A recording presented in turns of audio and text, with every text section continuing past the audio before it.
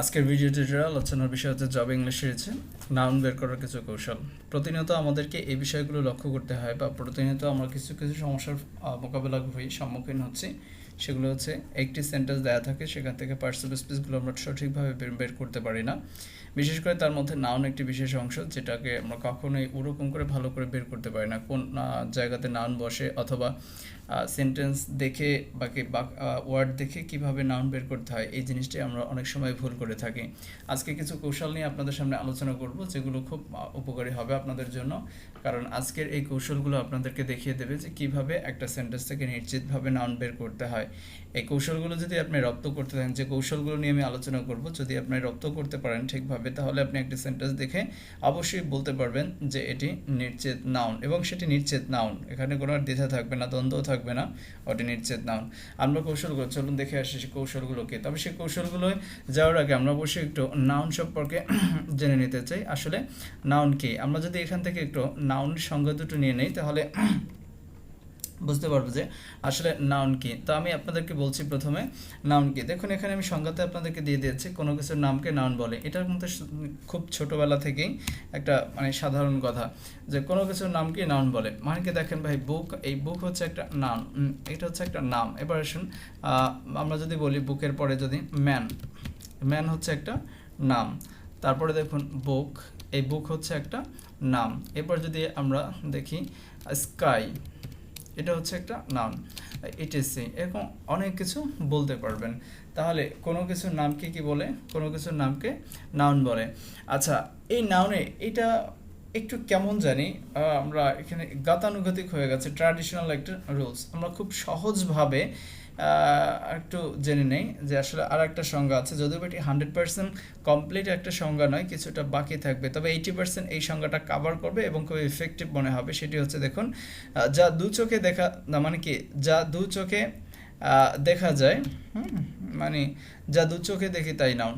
আপনি যা দু চোখে দেখবেন, পৃথিবীতে একটু তাকিয়ে দেখেন তো দু চোখে আপনি কি কি দেখেন, যা দেখেন সবই নাউন।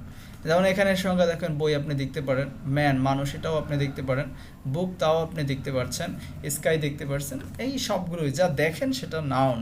আচ্ছা, তাহলে আমরা নাউনগুলো সম্পর্কে বুঝতে পারলাম। তো পরবর্তীতে আমরা চলে আসবো আমাদের পরবর্তী কৌশলগুলো নিয়ে আমরা এখন একটু আলোচনা করব। কৌশল নাম্বার ফার্স্টে যেটা আছে, দেখেন, আমরা পজিশন অফ নাউন, এটা দেখে আমরা অবশ্যই বুঝবো যে অ্যাকচুয়ালি আমরা কিভাবে এখানে বলবো। দেখেন, পজিশন অফ নাউন, এটা দেখে আপনি বুঝতে পারবেন যে আসলে নাউন কোন জায়গাতে, অর্থাৎ একটা সেন্টেন্সের কোন জায়গাতে একটা ওয়ার্ড থাকলে সেটা নাউন হবে।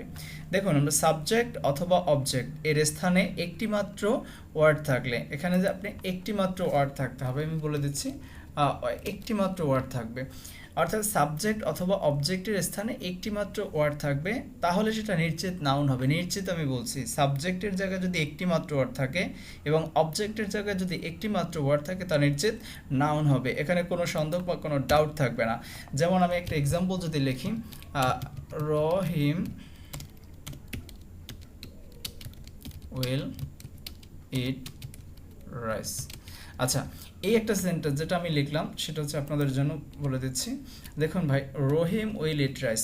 আচ্ছা, এইখানে ইটটা হচ্ছে কি? ভার্ব। এই ইটটা হচ্ছে ভার্ব। আমরা ইটটা নিয়ে যদি বলি, এই ইট হচ্ছে ভার্ব। আচ্ছা, আমরা যে বলি এই যে রহিম, এখানে হচ্ছে সাবজেক্ট, রহিম হচ্ছে এখানে সাবজেক্ট। আচ্ছা, এরপরে দেখুন রাইস, এই রাইসটা হচ্ছে অবজেক্ট। ওকে, এখন এই যে রহিম, এটা হচ্ছে সাবজেক্ট, আছে কোথায়? ভার্বের সাবজেক্টের পজিশনে। তো সাবজেক্টের পজিশনে একটা মাত্র ওয়ার্ড, সেটা নিশ্চিত নাউন। আর রাইস, এটা হচ্ছে সাবজেক্ট, মানে ভার্বের পরে, তাহলে এটা হচ্ছে অবজেক্ট। তাহলে অবজেক্টের স্থলে একটি মাত্র ওয়ার্ড আছে, সেটি নিশ্চিত নাউন হয়েছে।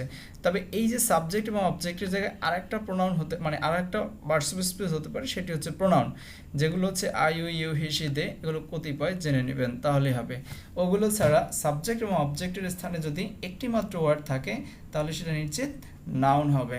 তাহলে এই কৌশল নাম্বার 1, এটা হয়তো বা আপনারা অনেক সময় আগেও জানতেন, কিন্তু অতটা সহজ করে হয়তো বুঝতেন না। আমরা চলে যাবো কৌশল নাম্বার 2। এখানে যে কথাটা রয়েছে সেটি হচ্ছে খুব একটি ইম্পর্টেন্ট কথা, যদি বা আমাদের জন্য। আমরা এখান থেকে চলে আসি, দেখুন জিরান্ট পার্টিসিপল ইনফিনিটিভ এর অবজেক্ট হিসাবে একটি মাত্র ওয়ার্ড থাকলে তা নিশ্চিত নাউন হয়। জিরান্ট পার্টিসিপল ইনফিনিটিভ সম্পর্কে আমি অলরেডি ভিডিওতে আলোচনা করেছি, ভিডিওটি দেখে নেবেন। তারপর আমি জিরান্ট সম্পর্কে খুব সংক্ষেপে বলছি। ভার্বের সাথে আইএনজি, পার্টিসিপল ভার্বের সাথে আইএনজি, আর ইনফিনিটিভ ভার্বের সাথে মানে টু হবে। আমি এখানে বলে দিচ্ছি ভার্ব প্লাস, মানে কি এখানে আমি বলে দিচ্ছি ভার্ব প্লাস আইএনজি, এটা হচ্ছে জিরান্ট পার্টিসিপল, জিরান্ট অথবা পার্টিসিপল। আচ্ছা, এই যে এখন কথা হচ্ছে ভার্ব প্লাস যদি আইএনজি হয় সেটা যদি জিরান্ট অথবা মানে কি ভার্ব প্লাস আইএনজি, এটা হচ্ছে জিরান্ট। এখন ভার্ব প্লাস আইএনজি এটা যদি জিরান্ট হয়ে যায়, ওকে আমি আপনাকে বলছি, রাইট, ওকে। এখন দেখুন এখানে verb plus ING equal to যদি জিরান্ট প্লাস পার্টিসিপল হয়, তাহলে এখন প্রশ্ন হচ্ছে কখন জিরান্ট কখন পার্টিসিপল। ভার্ব প্লাস আইএনজি মনে রাখবেন, জিরান্ট সে ভার্ব এবং নাউনের কাজ করবে, আর পার্টিসিপল সে ভার্ব এবং অ্যাডজেক্টিভের কাজ করবে।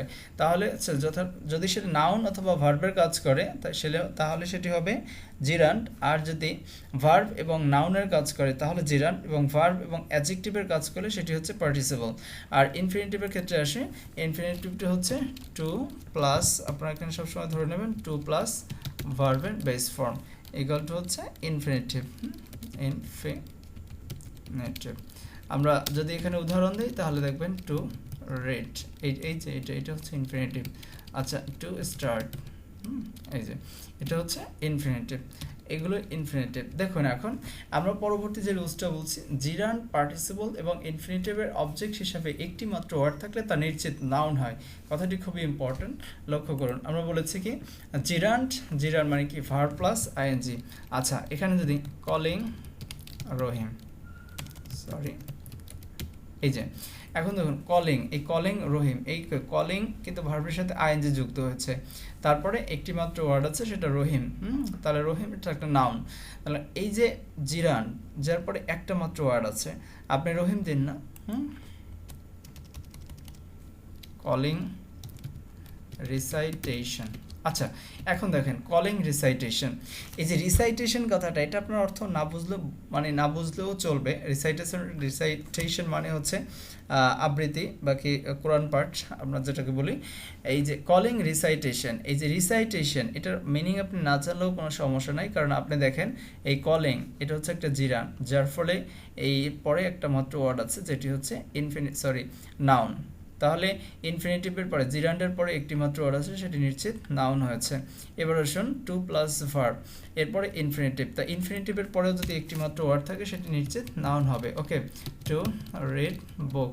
আচ্ছা, এখন দেখুন টু রিড বুক, এই যে টু রিড বুক আছে, তাহলে এটা হচ্ছে কি ইনফিনিটিভ, তাই তো? টু রিড বুক এটা হচ্ছে একটা ইনফিনিটিভ। আচ্ছা, এই ইনফিনিটিভের পরে একটি মাত্র ওয়ার্ড আছে, সেটি হচ্ছে বুক, তাহলে এই বুক হচ্ছে এখানে একটি নাউন, বুক হচ্ছে একটি নাউন। সো আমরা এখানে এখন খুব ভালো করে বুঝতে পেরেছেন পারহাপস, কারণ হচ্ছে দেখেন টু প্লাস রেড, এখানে টু রেড এটা হচ্ছে ইনফিনিটিভ, তারপর একটা মাত্র ওয়ার্ড আছে এটা ভার্ব। অর্থাৎ আমরা বুঝতে পারলাম যে জিরান পার্টিসিপল ইনফিনিটিভ এরপরে এর সাবজেক্ট হিসাবে একটি মাত্র ওয়ার্ড থাকলে তা নিশ্চিত নাউন হয়। উদাহরণ হিসেবে এই যে টু প্লাস মানে কি কলিং রিসাইটেশন, এই যে কলিং এটা হচ্ছে যে জিরান্ট, আর এরপরে রিসাইটেশন বসেছে যেটি হচ্ছে একটি নাউন। আবার টু রিড এটা হচ্ছে ইনফিনিটিভ, তারপরে একটি মাত্র ওয়ার্ড বসেছে সেটি হচ্ছে বুক। আচ্ছা, এবার আমি একটা বড় সেন্টেন্স দেখি, বড় টাইপের একটা সেন্টেন্স লিখি, তারপর দেখেন এখান থেকে কিভাবে নাউন বের করা যায়। I have done some work,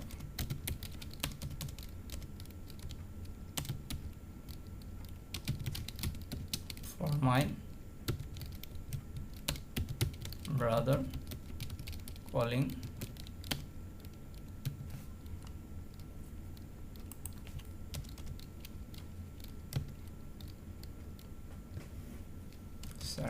brother taking the, তাহলে এটা ভালো হবে, taking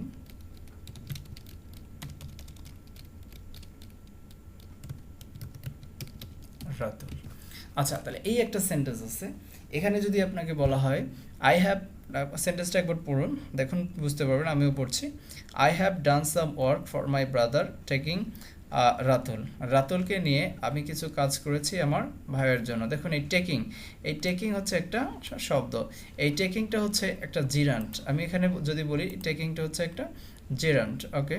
আচ্ছা, এই টেকিং হচ্ছে একটা জিরান্ট। এই টেকিংয়ের পরে একটা মাত্র শব্দ আছে, একটা মাত্র ওয়ার্ড আছে, সেই ওয়ার্ডটা নিশ্চিত নাউন হয়ে গেছে। তাহলে আপনি দেখুন এখানে যদি আসেন, তাহলে এই টেকিংয়ের পরে যে ওয়ার্ড আছে রাতুল, এই রাতুলটা হচ্ছে এখানে নাউন। অর্থাৎ বুঝতে কোনো সন্দেহ নেই যে ভার্ব প্লাস আইএনজি অর্থাৎ জিরান্ডের পরে যদি একটি মাত্র ওয়ার্ড থাকে সেটি নিশ্চিত নাউন হবে। আশা করি সূত্রটি আপনি বুঝতে পেরেছেন, কৌশলটি আপনি বুঝতে পেরেছেন। আমরা কৌশল নাম্বার 3 কৌশলে চলে যাই।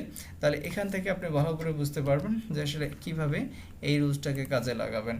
ওকে, আসেন, আর্টিকেলের পরে একটি মাত্র ওয়ার্ড থাকলে তার নিশ্চিত নাউন হয়। আর্টিকেলের পরে দেখেন আপনারা কি বলেন, দি ম্যান, একটা মাত্র ওয়ার্ড আছে। আচ্ছা,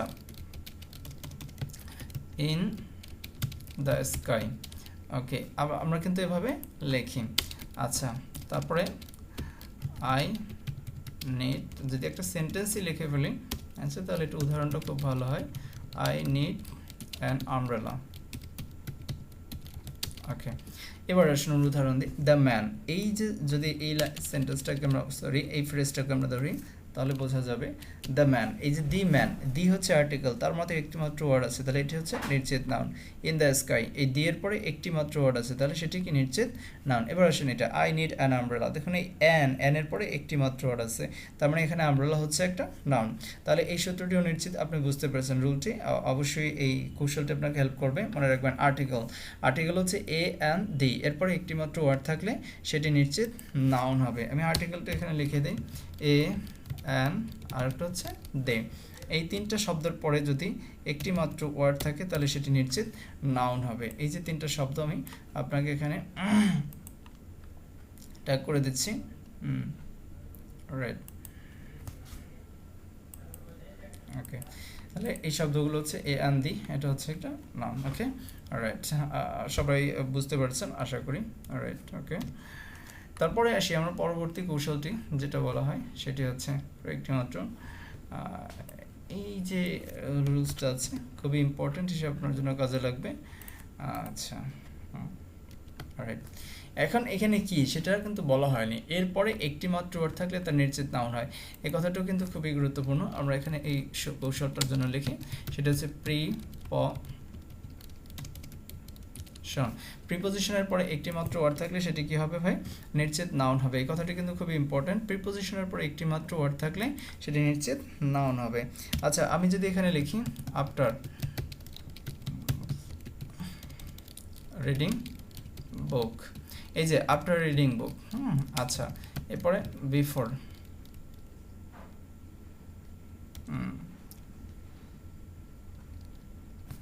ওকে। আচ্ছা, এবার আমরা যদি লিখি গোয়িং দেয়ার, এই দুটো ফ্রেজ লিখলাম। আফটার রিডিং বুক, বই পড়ার পরে, এই রিডিংটা হচ্ছে কি, এখানে যদিও একটু আপনাদের মধ্যে সমস্যা থাকতে পারে। আফটার রিডিং বুক দেখেন এখানে কি বই পড়া, এই যে রিডিং বুক, এই আফটার পরে একটি মাত্র ওয়ার্ড বলেছিলাম যদিও বা, এখন আমরা এই বুকটাকে ডিলিট করে দিতে পারি এখান থেকে।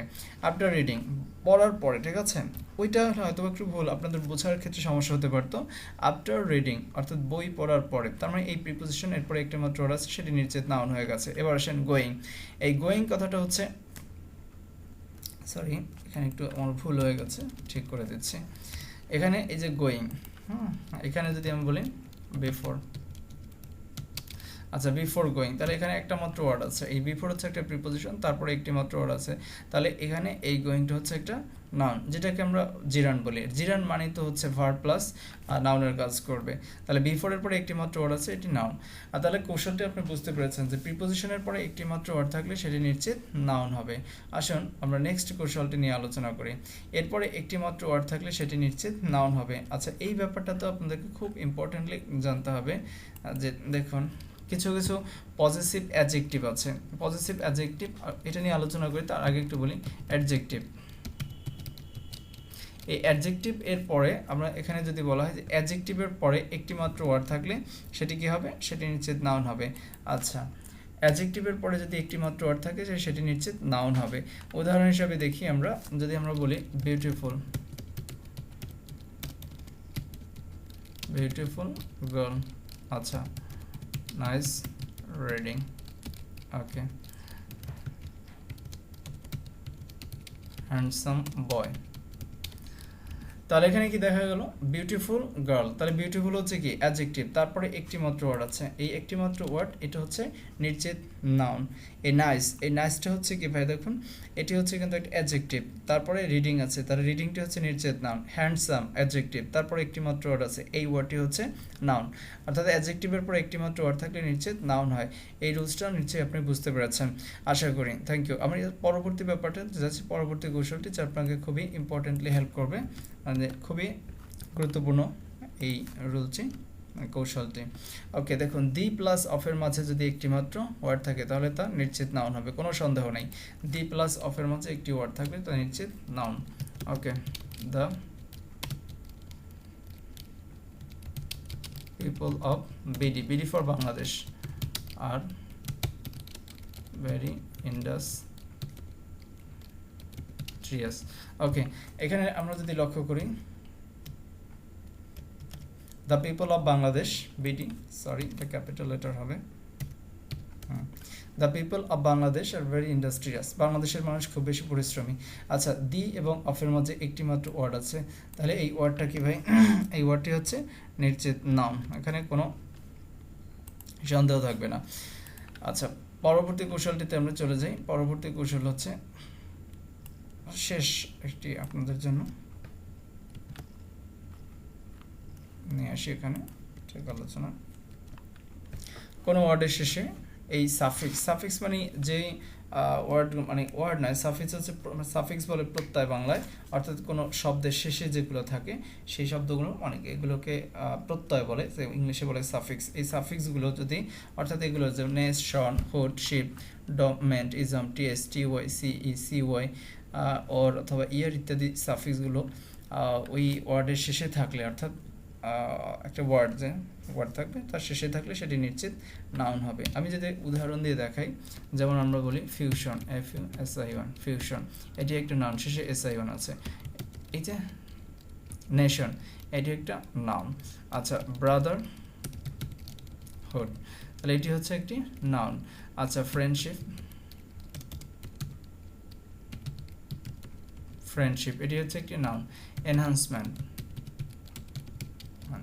আচ্ছা, তাহলে এই শব্দগুলো হচ্ছে কি, এই শব্দগুলো নিশ্চিত নাউন, কারণ এর পরে হচ্ছে এই SION আছে, নেশন আছে, ব্রাদারহুড আছে, ফ্রেন্ডশিপ আছে, এনহান্সমেন্ট আছে, অর্থাৎ মনে রাখবেন নেস, শন, হুড, শিপ, ডোমেন্ট, ইজম, টিএস, টিওয়াই, সিই, সিওয়াই, ওয়ার, ইয়ার ইত্যাদি সাফিক্সগুলো যদি ওয়ার্ডের শেষে থাকে তাহলে সেটি নিশ্চিত নাউন হবে।